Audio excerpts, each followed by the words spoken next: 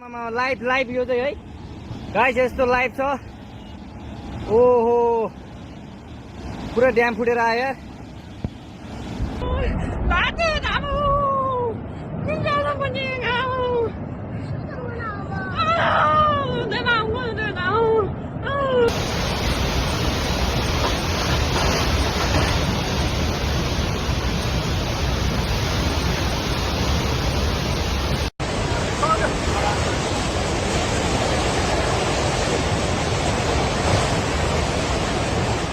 Massive flash flooding struck northern Nepal on Wednesday, August 26, causing widespread destruction along the Nepal-Tibet border. The disaster was centered in Rasua district, where a sudden surge of water, mud, and debris swept through communities along the Bote Koshi River.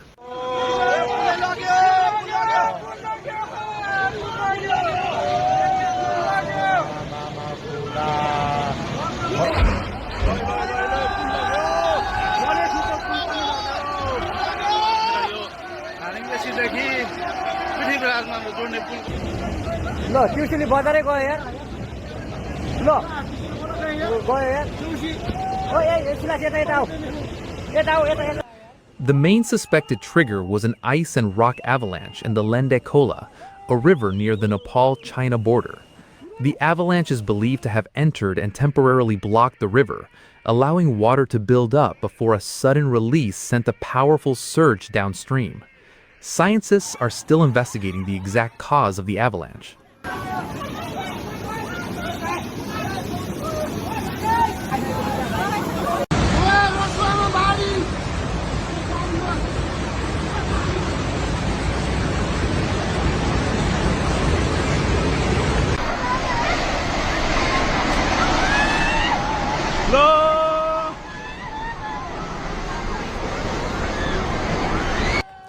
Rasua district suffered the most severe destruction, particularly around Timure and Sayabrubesi.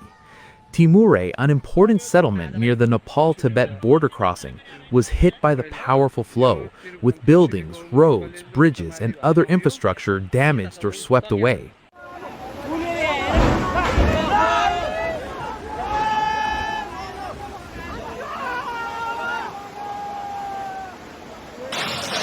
खेलचोकको दुःखको दिन फेरि सुरु भएको छ खेलचोकको दुःखको दिन फेरि सुरु भयो बिजुली अवरुद्ध पुल अवरुद्ध Sayabrubesi was also heavily affected as floodwaters and debris moved through the river corridor.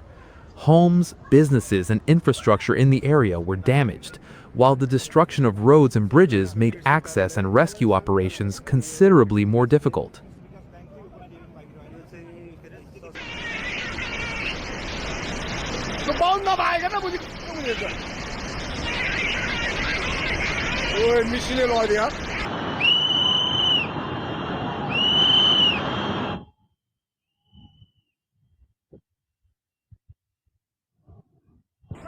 The event also affected areas farther downstream.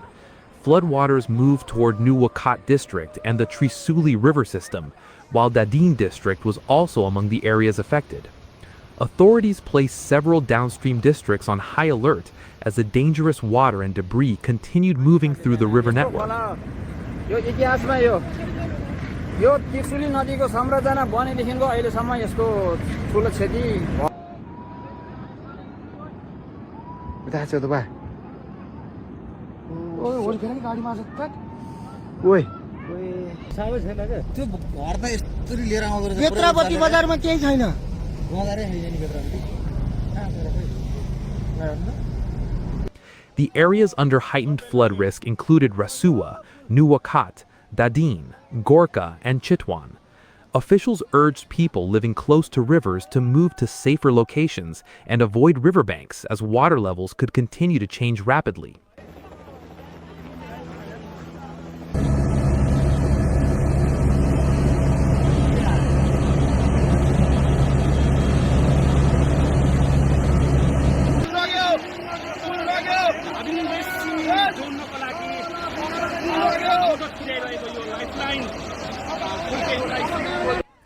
The destruction to infrastructure has been extensive. Roads and bridges were washed away or buried beneath debris, cutting transportation links between communities. Border infrastructure around the Nepal-Tibet trade route was also severely damaged, disrupting an important transportation and commercial corridor.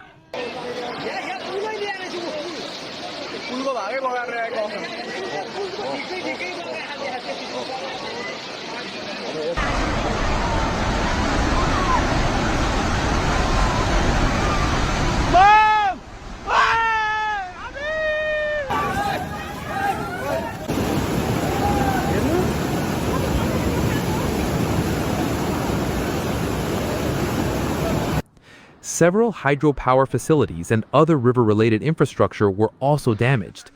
Electricity and communication services were disrupted in parts of the affected region, adding another challenge for residents and emergency responders working in areas already made difficult to reach by the flood.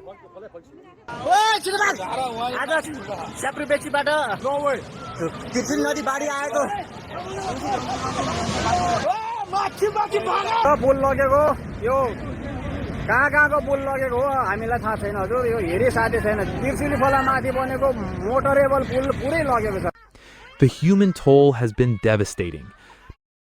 By the latest reports on August 26, at least 95 people had been confirmed dead in Nepal, while hundreds remained unaccounted for. Authorities also reported that 384 travelers were missing, including foreign nationals who had been traveling through the region when the disaster struck.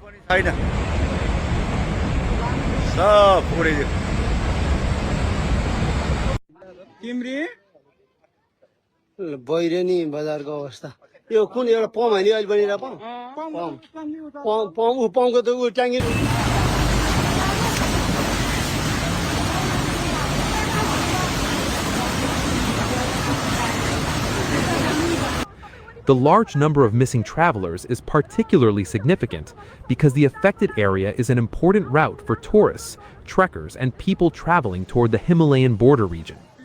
Rescue teams have therefore been searching for both local residents and visitors from several countries.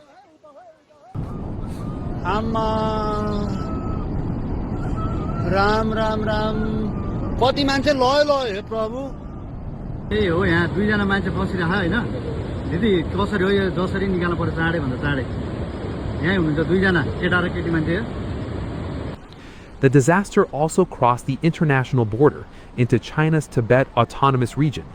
The Jirong area and the Jirong port were affected by flooding and mudslides, with Chinese authorities also reporting deaths and hundreds of people missing on their side of the border.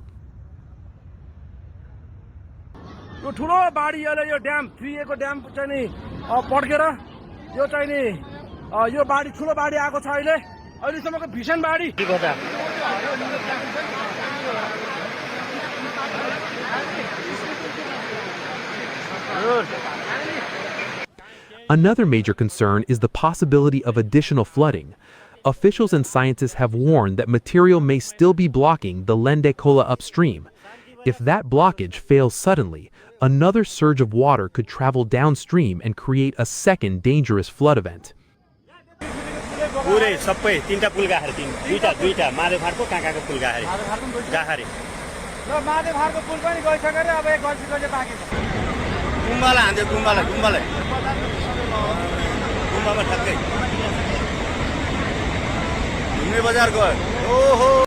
Rescue and emergency operations are now underway across the affected areas. Nepalese security forces have been deployed to search for missing people, evacuate residents, and restore access to isolated communities. However, damaged roads, heavy debris, and difficult Himalayan terrain continue to make rescue operations extremely challenging.